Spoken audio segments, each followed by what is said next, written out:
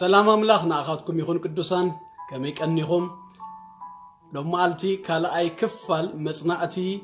مصحف إفسون حبيرنا كنرينا زحلف سمون مراف حادة قصر حادن قصر خلتن كما تويرينا نيرنا لما قلت دما مراف حادة كاب قصري سلسته كساب 10 زلو كفلي حبيرنا كنا صنعنا እግዚአብሔር ይመስገን مراف حادة كاب قصري سلسته كساب 10 زلو كفلي حبيرنا كنا نبب بسم قويتا يسوس كريستوس يقدمكم كلاتنا مصحف قدوسنا وصينا نزي كفلينا نببو تحرد ما تقصب تقص اندا قبرنا حبيرنا كنا صنوينا بسم قويتا يسوس كم ببوي اتب منفساوي برغت زبله بكريستوس غيرو اب سمايات زبارخنا املاخن ابو قويتانا يسوس كريستوسن بروخ يخون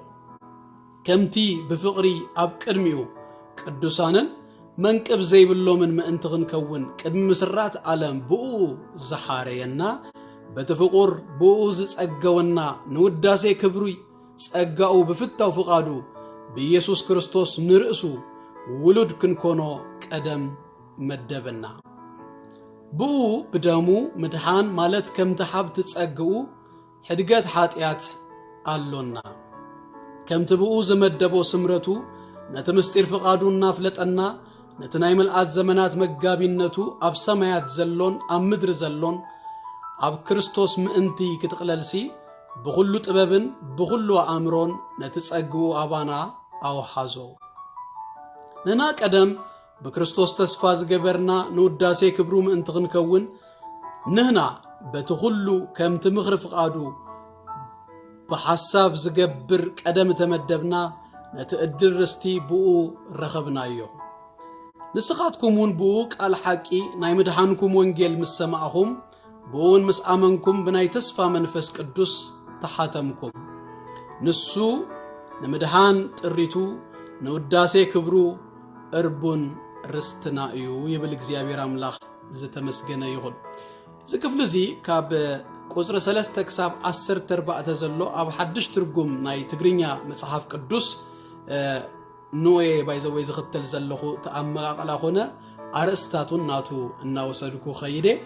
بكريستوس زركب منفساوي برخت زبل أرستيه بولو كمو غير أنون كوس دوئي بكريستوس زركب منفساوي برخت إذا غفلزي بتي بغري صحف تتصحف اللوك أنقوا غريك حدا نوح زي تقرارس ملو حساب وي سنتنسيو اب تغرينيا وي اب امارينياون بربعه نطبي ناتغبريو سنتنس كود اخلو زصو كاب قوز 3 كساب 10 دما كنري كلنا شو اتغزي اب تغرينيا مصحف قدوس 4 نطب تغيرولو بزيكا تن اب كلته نطب ناتغبره اند عرفنا نخدو مالتيو ነገር ግን በቋንቋ ግሪክ ከምትዝበልኩ ሓደ ነውህ ዘይ ተቆራረጸ ሴንተንስ እዩ በሓደ ነውህ ሐሳብ ሙሉ ሐሳብ ጳውሎስ ነአምላኽ በክርስቶስ ኢየሱስ ስለዝረኸብናዮ መንፈሳዊ በረኸት ዘቅረቦ ምስጋና እዩ አባና ክትምለስ ከሎ ትርጉም ከሎ ክምቻ አመታን ሸዓተ ጊዜ ዘአክል 4 ነጥብና ተገብረሉ ዝኸደ ዝክፍል እዚ ማለት እዩ ኣብዚ ክፍል ዝድማ ጳውሎስ ዘመስግኖ ዘሎ ወይ ድማ ንአምላኽ ዝውድሶ ዘሎ ውዳሴ እንደሪእናዮ እቲ ዝቀረበ ምስጋና ንሰለስቲኦም አካላት ስላሴ በፍላይ ድማ ስራሕ አቦ ስራሕ ወዲ ስራሕ መንፈስ ቅዱስ ኣብ ድህነት እናጠቀሰዩ ንእግዚአብሔር ዝውድስ ንእግዚአብሔር አቦ በክርስቶስ ገይሩ ስለዝባረኸና ቅድመ መስራት ዓለም ስለዝሐረየና ንእግዚአብሔር ወዲ ድማ ብደሙ ምድሓን ከምተ ሓብቲ ጸጉ ሕድገት ኃጢያት ስለዝረኸብና ንእግዚአብሔር መንፈስ ቅዱስ ድማ ስለዝሓተመናን ንምድሓን ጥሪቱ ድማ ንውዳሴ ክብሩ እርቡን ርስትና ስለዝኾነ ዘቅረቦ ምስጋና እዩ እዚ ምስጋና በኻለ መንገድ ድማ بسلسته جيزة ودما سلسته tenses past tense present and future بو منقد دما زقربه مسغاناي ማለት ቅድም ዘመናት ስለ ዝገበረልና ነገር አምላኽ ቅድም ምስራት ዓለም ስለ ዝረኸብናዮ ሕርየት ይነግረና ሕጂ ስለ ዘለናዮ ሁነት ንሱ ድማ ስለ ሕድገት ኃጢአት ምስ አምላኽ ስለ ተአረቅና ውሉድ አምላኽ ስለ ዝኾንና ንመጻኢ ብዝኸውን ድማ ብክርስቶስ ኢየሱስ ስለ ንጥቅለል ስለ ዘሎና ዘለዓለማዊ ተስፋ ንአምላኽ ዝቀረበ ውዳሴ ክርስቲያን ዝሓለፈ መሰረቱ ሕጂ ዝቆመሉ ጸጋ ተስፋ ፍጻሚውን ድማ እናተረድአ ንአምላኽ ምስጋና ክቐርብ ይግባእ እዚ ክፍሊ እዚ ምንም ካለ ነገር ይብሉን ካብ ቁጥር 3 ክሳብ 14 ሲምፕሊ ምስጋና እዩ አምልኾ እዩ ጳውሎስ ዝሓለፈ ግዜ ከም ዝራእናዮ ክጽሕፍ ከሎ ደብዳቤታቱ ብጸሎት ድማ እናገበረ እዩ ዘሰንዮ ጸሎቱ እውን ኣብቲ መልእኽታቱ ይጽሕፎ እዩ ብዘይካ መጽሐፍ ገላትያ ኣብ ኩለን ናይ ጳውሎስ መልእኽታት ናይ ጳውሎስ ጽሑፋት ጸሎት ድማ አቡ ኣትይወሎ ወይ ድማ ንጸሎቱ እውን አቡ ኣብቲ ጽሑፍ ንረኽቦ ኢና ኣብዚ መልእኽቲ ኤፌሶን ከም መወከሲ ኣብ ኩሉ መልእኽታቱን ኣብ ግምት ብምእታው ሓደ ንምንታይ እዩ ጳውሎስ ጸሎታቱ ኣብ መልእኽታቱ ዝጽሕፍ ኢልና እንደህሪእና ሰለስተ መልስታት ክንረክብ ንኽእል ኢና ቀዳማይ ብፍላይ ኣብዚ መጽሐፍ ኤፌሶን ምስጋናን ጸሎትን እኳ እንተኾነ ነገር ግን ቀንዲ ትምህርቲ ናይ ዝምዕራፍ እዚ ኣብዚ ውሽጢ ምስጋና የላልየና እዩ ዘሎ አገደስቲ ዝኾኑ ስነ መለኮታዊ ቃላት ኣብዚ ክፍሊ እዚ ንረክብ ኢና ካልኣይ ድማ ጳውሎስ ንምንታይ እዩ ጸሎታቱ ዝጽሕፍ ንሰብ ክንጽልየሉ ከለና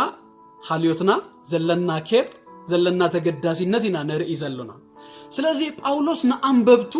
ዘለዎ ሓልዮት ይገልጸሎም ይዘሎ እግዚአብሔር አምላኽ ዝተመስገነ ይሁን ሳልሳይ ድማ እዚ ደብዳቤታት ኣብ ጉባኤታቶም እዩ ክንበብ ስለዚህ ጳውሎስ ምስጋንኡ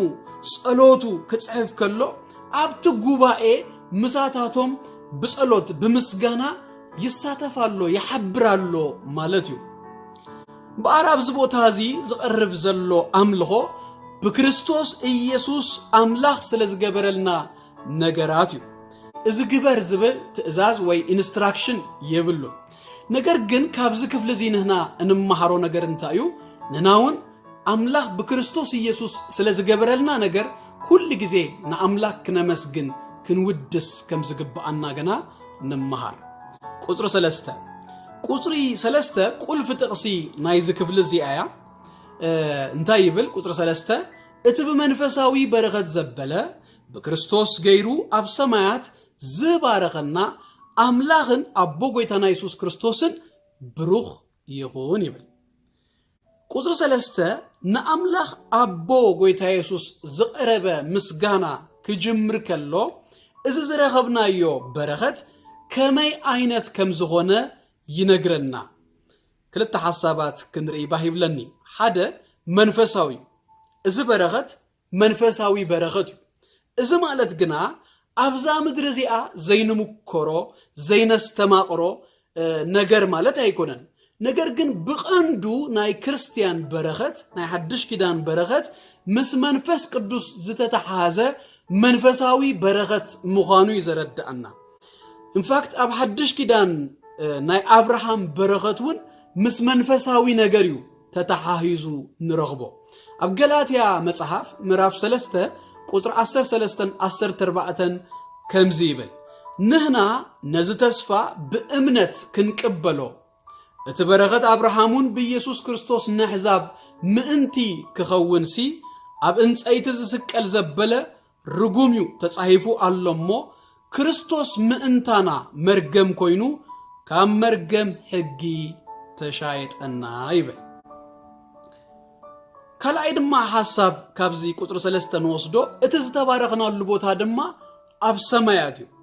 ሰማያት ክብል ከሎ ግና ሞትና ምስ ሞትና እንኸዶ ቦታ ዘይኮነ ሕጂ በክርስቶስ ኢየሱስ ብምእማንና ዘኣተናዮ ናይ በረኸት ስፍራ እዩ ጳውሎስ ኣብዚ መልእኽቲ ዋና አተኩርኡ ዋና ኤምፋሲስ ዝህበሉ ነገር أبزا مدرزي أخلونا إذا بركة إذا تردينا أملاخ نتاي كم زحبنا تاي كم زجبرلنا تردينا أبزا مدرزي أغنبر كلونا بزمانات رزق نبر متانيو إذا إفسون بفلا يدما تناي مجمريا سلسة مقرافات زنجرنا نزيو أما صحف إفسون نسمايات كما كم تتكملوا أبربعة بوتاتات كنري سمايات قبل كله أب إفسون مصحف مقراف هذا قطري إسرا أسرت تشاء تكسب إسرا هذا بتقرينيا هذا يزلو يسوس زخبرلو يسوس زتأمت اللو سفراي سماي مالت كلا أيدما أمراف كلته قطر شدشتن شوعتن كنري كلنا آمنتون مسؤو أبيمان أبو أب سمايات مس كريستوس يسوس زتأمت اللو بوتا سماي مالت سالس أيدما مراف سلسته قطر أسرت كنري كلنا تبى بجزيابير نسلت أنات زج حدلو سفراي سماي رابع أيدما سماي مالت أمراف شدشته قطر أسرت حدن أسرت خلتن منفساوي وج زجبرلو سفراي سلازي أزي برغت منفساويو دما أب سمايات يو تباريخنا زبلنا زلوك زيابير أملاخ استمسكنا يخون سلازي أبزينا سماياويان أبزينا منفساويان ناغونا اندحر نغيدا لنا انتغوينا نزبرغت زي كنستما قروئنا مالتيو زيابير أملاخ زتمسكنا يخون أبواب تقصر سلسته الجون انتهي بلنا أبو قويتانا يسوس كريستوس بروخ يخون يبل إذا بروخ اتبل قال يولوجيا زبلنا يغريك قاليو ناب تقرينيا بروخ تباهيلو تمليسو له أب إنجليش دما يولوجي زبل قالينا نركب يولوجي كاب يولوجيا زمصايو يولوجي مالت سمس موته تزغبرو صبق زمسكرلو زنجرلو كمزي أب قبري غلا زنجر عين التاريخ هوت عينتو باولوس غنابزي نزموته ايكونن زبارخ زلو نزموته ايكونن نغراتو ويدما مسكرنتات انحابه ازن غيرونا بله زودسو زلو مهياو املاخيو نمنتاي ببزو برغت سلا زبارخنا بزبرغت زي زبارخنا ابو غويتانا يسوس كريستوس بروخ يغون እና በለ يمسغنالو እግዚአብሔር አምላክ ተመስገነ ይሁን አብዝ ክፍል እዚ ካብ ቁጥር 3 ተክሳብ 10 ተርባዕተ ጳውሎስ ምስጋኑ ከቅርብ ከሎ እንተ ወሓደ ሽዱሽተ በረኸታት ዘርዚሩልናል ቅልጥፍልና ክንድሪአን ቀዳማይ ሕርየት ካልኣይ ሕድገት ኃጢያት ሳልሳይ ውልድነት ራብዓይ ጸጋ ሐሙሻይ ምግላጽ ወይ ጥበብ ሻዱሻይ ድማ መንፈስ ቅዱስ ዳሃሩን በዝርዝር ክንድሪኦም ኢና ስለዚህ በዚ ሁሉ በረኸት ንዝባረኸና እግዚአብሔር አቦ ብሩኽ ይሁን በመባል ይጀምር እግዚአብሔር አምላክ ተመስገነ ይሁን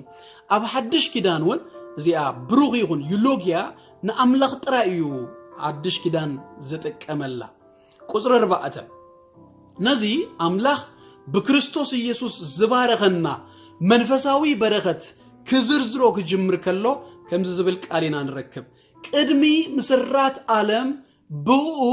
ዘሐረየና ይብለና ሕርየት አብሉ ኪዳን አብርሃም በመንገድ አብርሃም ድማ እስራኤል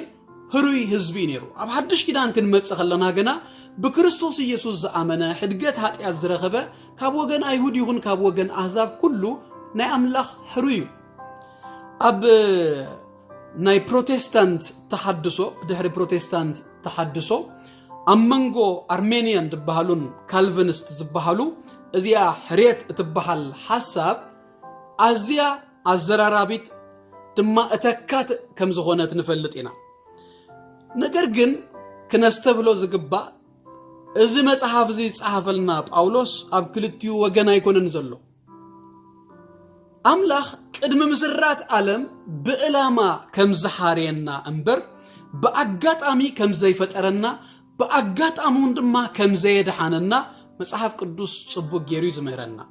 አብ ልብ እግዚአብሔር ቅድመ ምስራት ዓለም ከም ተሐሰብና ህርየት ከም ዝረኸብና ምፍላጥና አዝዩ ዘሐጉስ ንአምላክ ድማ ክነመስግኖ ዝገብር ሐቂ ህርየት በረኸት እዩ ነገር ግን ድማ ሐላፊነት ሂዙ ድማ ዝመጽእ ነገር ነዚዩ አብ ቅድሚው ቅዱሳንን መንቀብ ዘይብሎም ምእንቲ ክንከውን ይብለና ማለት እዩ ዕላማ ሕርየትና ንቅድስና እዩ ማለት እዩ ኣብ ምዕራፍ 2 ካብ ቁጥሪ 1 ክሳብ 9 ከመይ ጸጋ ከም ዝረኸብና ከመይ ከም ዝደሓና እናነገረና ናዘርዘረ ይኸይድ እሞ ኣብ ቁጥሪ 10 ክንበጽሕ ከለና ገና ብተመሳሳሊ ንምንታይ ካብ ቀደም ከም ተሓረና ከም ተመረጽና ክነግረና ከሎ ቀደም ዘዳለዎ ሰናይ ግብሪ ብክርስቶስ ኢየሱስ እተፈጠርና ኢና ይብለና ኣብ ብሉይ ኪዳን እውን እስራኤል በአምላኽ ዝተሓረየ ናይ አምላኽ መንነትን ናይ አምላኽ ባህሪን ንሁሉ ኣብ ዙርዩ ንዝነበረ አሕዛብ ክገልጽ ከርኢ መታን እዩ እግዚአብሔር አምላኽ ዝተመስገነ ይኹን ቁጥሪ 5 ቁጥሪ 6 በተፍቁር ብኡዝ ጸገወና ንውዳሴ ክብሪ ጸጋኡ በፍታው ፍቃዱ በኢየሱስ ክርስቶስ ንርእሱ ውሉድ ክንኮኖ ቀደም መደበና ይብለና ኣብ ቁጥሪ 4 ቀደም ዝገበረልና ቅድመ መስራት ዓለም ስለዝረኸብናዮ ሕርየት እዩ ዝነግረና ኣብ ቁጥሪ 5 6 ድማ ህጅ ዘለናዮ ወይ ድማ ህጅ ረኺብናዮ ዘሎና በረኸት ክዝርዝረልና ክጅምር ከሎ ብውልድነት ይጅም ውሉድ ተባሂሉ ተተርጎመ ቃል በግሪክ ሄቱሺያ ዝብል እዩ ናብ እንግሊዘኛ ድማ አዶፕሽን ተባሂሉ ተተርጎመ ቃል እዩ አዶፕሽን ኣብ ባህልና ስለዘየለኸውን ክእል ውሉድ ናብ ዝብል ቃል ዝተተርጎመ አዶፕሽን ባህል ናይ እስራኤላውያኑን ኣይኮነን አዶፕሽን ባህሊ ብፍላይ ናይ ሮማውያን እዩ ሮማውያን ዝበዝሐ ግዜ ንባሮት ምስ ውሉዶም ወይ ድማ ከም ደቆም ንባሮት ጌሮም ወረስቲ ዝገብሩሉ መንገዲ እዩ አዶፕሽን ኩላትና ናይ አምላኽ ፍጡራት ኢና ነገር ግን በክርስቶስ ኢየሱስ ክንአምን ከሎና አምላኽ አዶፕት ጌሩና ውሉድ ኮይና እግዚአብሔር አምላኽ ዝተመስገነ ይኹን ከም ሕርየት ውልድነትን ሓላፊነት አለው ከምቲ ዝሓለፈ ግዜ ዝራእናዮ ቀዳማይ ክፍሊ ኤፌሶን ካብ ምዕራፍ 1 ክሳብ 3 ዘሎ መንነትናን ዝረኸብናዮ ነገር ጥራይ ዝነግረና ካብ ምዕራፍ 4 ጀሚሩ ዘሎ ክሳብ 6 ገና በዚ ዝረኸብናዮ በረኸት ከመይ ዓይነት ምምልላስ ክህልወና ከም ዝግባእ ሓላፊነትና እውን እዩ ዝነግረና ስለዚህ ዛ ውሉድ እትብል ቃል እውን ምዕራፍ 5 ክትመጸኸላ ምስ ሓላፊነታ ወይ ድማ ከመይ ዓይነት ምምልላስ ክንመላለስ ከም ዝግባእና ይነግረና ምዕራፍ 5 ቁጥሪ 1 ከምዚ ይብለና ደጊም ከም ፍቁራት ውሉድ ሰዓብተ አምላኽ ኩኑ ይብል ቁጥሪ 7 ብኡ ብደሙ ምድሓን ማለት ከም ተሓብቲ ጸግኡ ህድገት ኃጢአት አሎና ይብል ኣብ ቁጥሪ 7 ድማ በረኸትና ክዝርዝር ከሎ ምድሓን እትብል ቁልፊ ቃል ንረክብ ምድሓን በእንግሊዘኛ redemption በአማርኛ መቤዠት እትብል ቃልያ መቤዠት ወይ ድማ redemption ማለት ድማ አቀዲሙ ናትካ ዝነበረ ዳሕር ድማ እተወሰደካ ነገር መሊስካ ናትካ ምግባር ስለዚህ ጎይታ በደሙ ነቲ ወዲቁ ጠፊኡ ንዝነበረ ሰብ ከም እንደገና እንታይ ጌርወዩ ሪዲም ጌርወዩ ናቱ ጌርወዩ ስለዚህ አምላኽ ናቱ ጌሩና እዩ ከም እንደገና በዚ ምክንያት እዚ ድማ አምላኽ ጳውሎስ እናመስገነ እናወደሰ ክኸይድ ከሎ ኢና ንርኢ እግዚአብሔር አምላኽ ዝተመስገነ ይኹን ቁጥሪ 8 ክሳብ 10 ድማ ከምዚ ይብል ከምቲ ብኡ ዝመደቦ ስምረቱ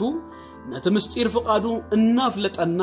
ነቲ ናይ ምልአት ዘመናት መጋቢነቱ ኣብ ሰማይ ዘሎን ኣብ ምድሪ ዘሎን ኣብ ክርስቶስ ምእንቲ ክጥቅለልሲ ብኩሉ ጥበብን ብኩሉ አእምሮን ነዚ ጸግኡ አባና ኣውሓዞ ይብል ኣብ ቁጥሪ 4 ቅድሚ ምስራት ዘመን ሕርየት ከም ዝረኸብና ይነግረና ካብ ቁጥሪ 5 ክሳብ 7 ዘሎ ድማ ህጅ ረኺብናዮ ዘለና ምድሓን ውሉድ ምዃን ምስኡ ምትእራቕ ነዚ ነገራት እዚ ይነግረና ካብ ቁጥሪ 8 ክሳብ 10 ዘሎ ድማ ብዝመጽእ ዘመናት እንረኽቦ በረኸታት እዩ ዝዝርዝረልና ምስጢር ፍቃዱ እናፍለጠና ይብለና ምስጢር ማለት ተሰዊሩ ዝነበረ ሕጂ ግና እተገልጸ ማለት እዩ أمراف كلته أبزمت زلو جيزيات كنريو إنا قويتنا يسوس كريستوس نا أيهودن نا أحزابن حاد حزب جيرو مس أملاخ كمزت تعرقهم إذا دما مستير أملاخ كمزغونه مصحف قدوس ينغرنا እግዚአብሔር አምላክ ዘተመስገነ ይሁን ምስጢር በግሪክ ከበአምሮ ንላዕሊ ዝኾነ ሐሳብ በዕብራይስጥ ኣብ ታሪክ ፍጻሜ ዝግለጽ ተሸፊኑ ዝጸንሐ ሐቂ ማለት እዩ ውልድነት ወይ ድማ ምድሃን አሕዛብ ተሸፊኑ ዝጸንሐ ምስጢር ኮይኑ ዝጸንሐ ህጅግና በክርስቶስ ኢየሱስ ዝተጋሕደ ዝተገልጸ ምስጢሩ እግዚአብሔር አምላክ ዝተመስገነ ይሁን ኣብ ክርስቶስ ምእንቲ ክንጠቅለልሲ ብለና ጊዜ ናብ ዘለዓለም ክምለስ ነገር ኩሉ ኣብ ሰማይ ኣብ ምድር ዘሎ ፍጥረት ሓደ መዓልቲ በክርስቶስ ኢየሱስ ክጠቅለሉ ኩሉ በክርስቶስ ኢየሱስ ብምጠቅላል እዩ ዝፍጸም ህጂ ክርስቶስ ርእሲ ናይ ቤተ ክርስቲያን እዩ ዘሎ ርእሲ ናይ አመንቲ بفقارنا تجزينا اللو زلونا ناتنا رئسنا يو كريستوس يسوس هذا ما ألتجن أمود أتا زمن جنا لسان زبله كله نخبرك زيابير أبو إلو يسوس كريستوس قويتها مغانو كأمن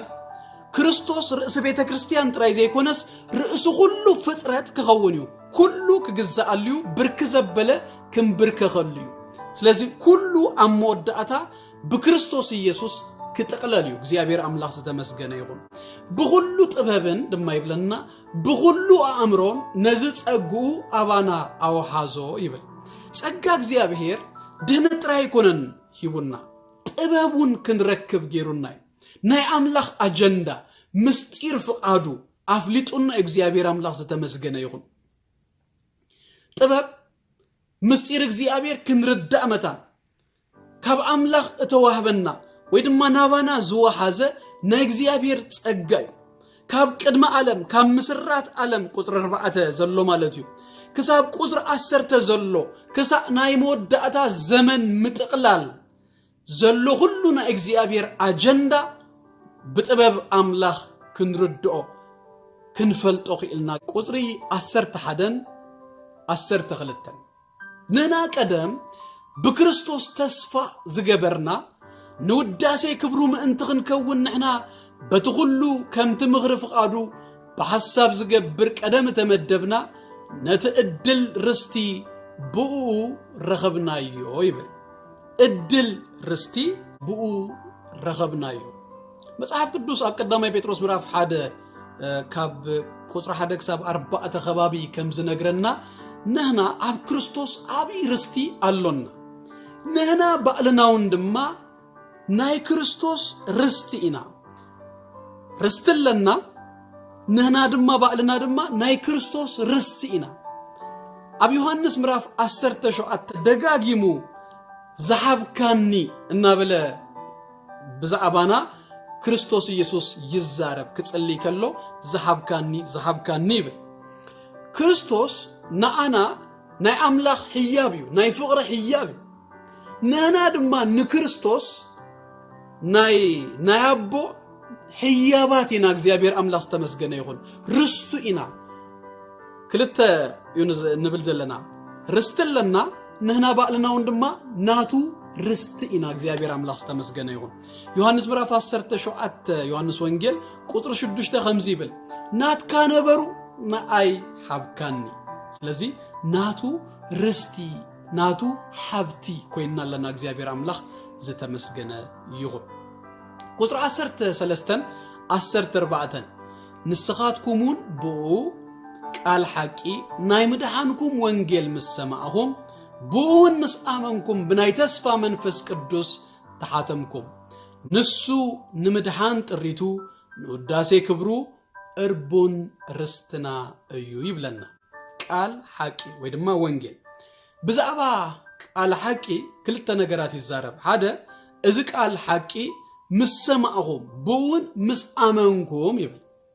مسمعهم بون دما مسامنكم قدسب نتقال حق سميعو مأماني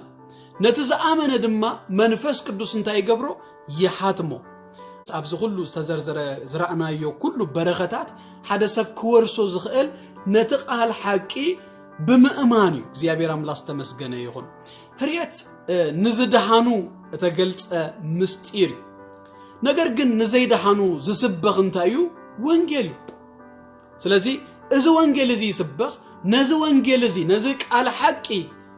ساميو دما زأمانة نزو كله زتزرزر بركات يورس እግዚአብሔር አምላክ ተመስገነ ይሁን ምስጢር ናይ አምላክ ንርዳ ንፈልጥ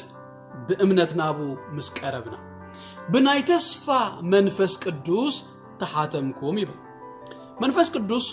ናይ ብሉይ ኪዳን ተስፋ ይነሩ ኢየሱስ ክርስቶስ መስከበረገን ኢየሱስ ክርስቶስ አብዛ ምድር ዚ አመጺው መይቱ ተንሲኡ ዳህራይ ድማ ናብ ሰማይ መስአረገ መንፈስ ቅዱስ ናብ ዝምድርዚ ፈሲሱ ወሪዱ እጅ በክርስቶስ ኢየሱስ ዘአመነ ዘበለ ሁሉ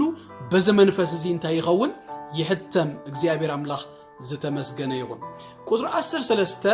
ምስአመና እንረኽቦ እንህተመሉ ከም ዝኾነ ይገልጸልና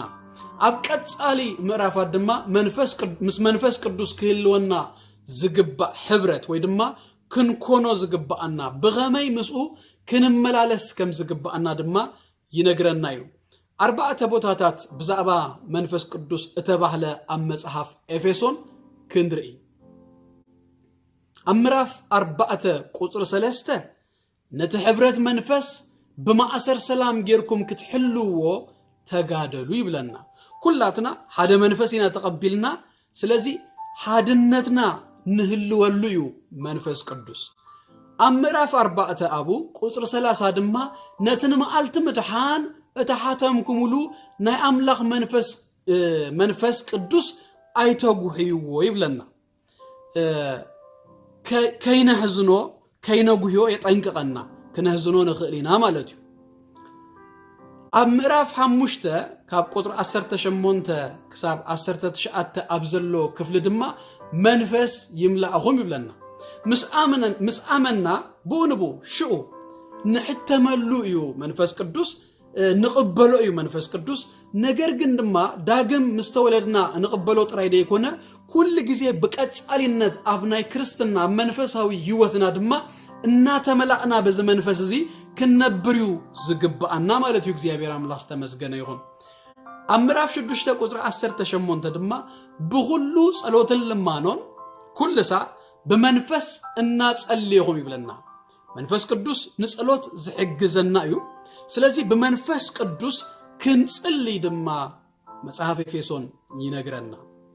سلازي بزمنفس زي تحاتمكم يبل ناي محتام الاما وي منفس قدوس تحاتمكم كبلنا خلو انتي مالتي انت واحده ثلاثه ነገራት يملاخت زي محتام ማለት ቀዳማይ ናይ እዳጋ ቋንቋዩ ተአዲግና ኢና እቲ ነገር ድማ ተወዲዩ ገንዘብ ተኸፊሉ ተሓቲምና ኢና ወጂ ዋና አሎና ማለት እዩ ካልአይ ድማ ናይ ውሕስነት ናይ ሴኩሪቲ ምልክት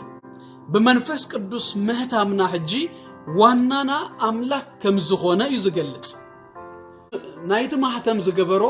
ናቱ ንብረት ከም ዝኾነ እዩ ማህተም ዝገልጽ በሳልሳይ ደረጃ ድማ ናይ ሐቅነት ምልክት እዩ ማህተም ዝገብር ድኾነ አካል እዚ ወይ ደብዳቤ ጽሒፉ ማህተም ክገብር ከሎ አነ ዝብል ዘለኹ እወ መረጋገጽዩ ንሄለ ይዝብል ስለዚህ እዚ መንፈስ ቅዱስ ተሓቲምኩም ዝብለና ነገር ናቱ ምዃንና ናይ አምላክ ምዃንና ዘረጋግጽ ነገር እዩ እግዚአብሔር አምላክ ዝተመስገነ ይሁን ንውዳሴ ክብሩ ድምላይ ብለና ቁጥር 14 ንውዳሴ ክብሩ እርቡን ርስትና ድማ እዩ መንፈስ ቅዱስ ደጊሙ ከም ዝመጽ ድማ ደጊሙ ተመሊሱ መጽኡ ከም ዝወስደና ሕጂ እርቡና መንፈስ ቅዱስ እዩ ዲፖዚት ተቀበልናለና ዲፖዚት አቀሚጡሎ አምላክ ክብረና አምላክና ይሁን ኣብ ቁጥር 6 ንውዳሴ ክብሩ ተመሪጽና ይብለና ኣብ ቁጥር 12 ድማ ይቅሬታ ዝረኸብና ንክብሩ ከም ዝኾነ ይነግረና ኣብ ቁጥሪ 14 ድማ ብመንፈስ ቅዱስ እተሓተምና ንኽብሩ ምዃኑ ይገልጸልና ቀንድና እግዚአብሔር ዕላማ ክብሩ እዩ እግዚአብሔር ንሰብ ከድህን ከሎም በአር ድህነት ክንረክብ ከለና ናይ ሰብ ጎደሎ ጥራይ አይኮነን ተመልዩ ናይ ሰብ ሽግር ጥራይ አይኮነን መልስ ረኺቡ እግዚአብሔር ድማ ከቢሩ ሓደ ሰብ በጎይታ በክርስቶስ ኢየሱስ አሚኑ ህይወት ክረክብ ከሎ አምላኽ ድማ ይኸብር እግዚአብሔር አምላኽ ዝተመስገነ ይኹን አይመስገን በአር ክንጠቃልል ከለና እዚ ካብ ቁጥር 3 ክሳብ 14 ዘሎ ክፍሊ ጳውሎስ አምላኽ ስለዝገብረልና ምድሓን ንአምላኽ ዘመስገኖ ንአምላኽ ዝወደሶ ንአምላኽ ዘምለኾ ነዊሕ ክፍሊ እግዚአብሔር አምላኽ ዝተመስገነ ይኹን እቲ በመንፈሳዊ በረኸት ዘበለ በክርስቶስ ገይሩ ኣብ ሰማያት ዝባረኸና አምላኽን አቦ ጌታና ኢየሱስ ክርስቶስን ብሩኽ ይኹን እግዚአብሔር ይመስገን ስለዝገብረልና ነገር ኩሉ ስለዝሃበና በረኸት ኩሉ እግዚአብሔር አምላኽና ዝተባረኸ ዝተመስገነ ይኹን ኣብ ዝቕጽል ዘሎ ሰሙን ካብ ቁጥሪ 15 ዘሎ ክንቅጽልና ክሳብ ሽኡ ሰላም ቀንዩ ሰላም እግዚአብሔር ጸጋ እግዚአብሔር ምስ ነፍስ ወከፍኩም ይኹን ጎይታ ይባርክኩም